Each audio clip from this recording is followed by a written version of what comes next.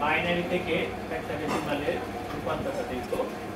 এখানে একটা বাইনারি সংখ্যা আছে, এটাকে আমাদেরকে হেক্সাডেসিমাল করতে হবে। আমরা প্রথমে ডান দিক থেকে বাম দিক 4 বিট করে নিব। এখানেও 3 বিট আছে, আমরা এটাকে 4 বিট করে নিব। এখন এই 4 বিটের মান আসলে কি আমরা দেখব। এখানে আমরা 1 এর ডাবল 2, 2 এর ডাবল 4, 4 এর ডাবল 8, এগুলা সাধারণত 2 এর উপরে আমরা চিহ্ন দিলে এর মান 1 হবে, 2 এর উপরে 2 স্কয়ার হবে, এটা 2 4 হবে, 2 এর উপর 3 হবে, এটা 2 4 4 হবে,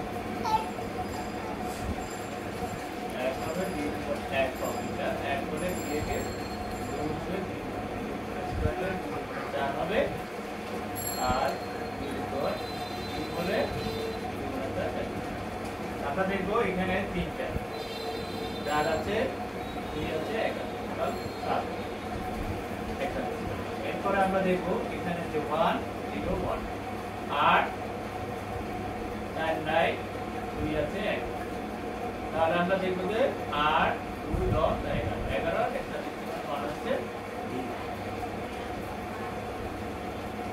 তাহলে আমরা 7b পেয়ে গেলাম। সুতরাং 1 1 1 1 0 1 1 এই বাইনারি মানের মান হচ্ছে হেক্সাডেসিমাল মান হচ্ছে 7b। এই হচ্ছে হেক্সাডেসিমাল। ধন্যবাদ।